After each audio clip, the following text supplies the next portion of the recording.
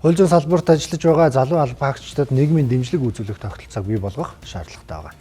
За тэд өргөсөн тангарахтаа үнэнч тул нийгмийн асуудлыг хойш тавьдаг гэлээ.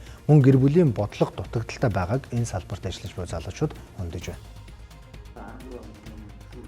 Хууль хүчний салбарт ажиллаж байгаа 35 хүртэлх насны залуучуудын дунд ажлын байрны ачаалал, нийгмийн хүртээмжгүй байдал зэрэг асуудал гол нь зөнхөлж байна. Мөн гэр бүлдээ гаргах цаг хумс байдгаас шалтгаалж хүүхдийн хүмүүжил орхигдох, эрүүл мэндийн тусламж үйлчилгээ авахдаа олон шаттай амжилгаар гарын үсэг зуруулах ёстой байдаг нь хүндрэл үүсгэх шалтгаан болдог гэлээ.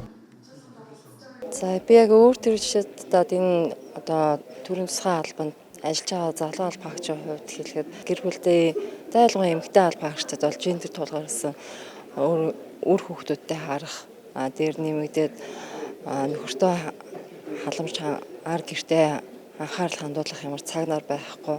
Одоо энэ цалин хөлсний асуудал, нийгмийн балханы асуудлыг цаг хугацаатай үе дараатай хэрэгжүүлж хангаж байгаа учраас бол яг хэдий одоо хүмүүлганы ярьдгаар дотоод өлөг байгаа ч явандаа бол хангах нь тодорхой. Хитайхан болж ийнэг үе бодвол харин эсрэгээрээ бид бүхэн өөрсдийгөө хөгжүүлэх, сурах, мэдэх тийм ээ. Тэр одоо тал руугаа илүү хандлагаа өөрчлөх хэрэгтэй болов уу гэж би бодож байна. Нойргуудлын түвшин бод бас өндөр гарч ирсэн. Тэгэхээр энэ маань бол одоо 24 цагаар үүрэг гүйцэтгэж байгаа албаагч нар бол түлхүү бас харагдж ирсэн. За мөн одоо сэтгэл гутрал болон сэтгэл түгшилтээс болж одоо ингэ нойргуудлуудын түвшин нэмэгдэж байгаа нь бас ингэ тухайн албаагчдууд бол ингэ цаашдаа өвчлүүд бол улам нэмэгдэх эрсдлүүд бол харагдсан.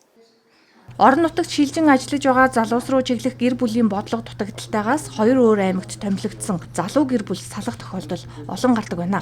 Тиймээс энэ салбарын залуучуудад гэр бүл болон хувь хүний хөгжлийг анхаарах, суралцах боломжийг нэмэгдүүлэх хэрэгцээ тулгарч байна.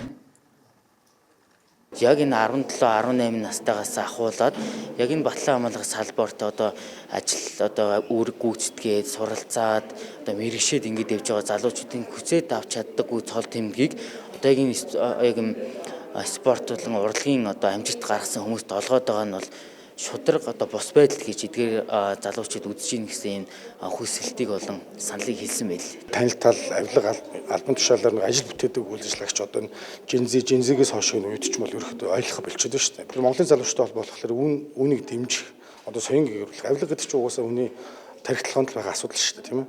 За нэгэндээ авилга өгөхгүй нөгөөх нь авахгүй байх юм бол залуучууд л тэн дээр нөлөөлөх хэрэгтэй байна.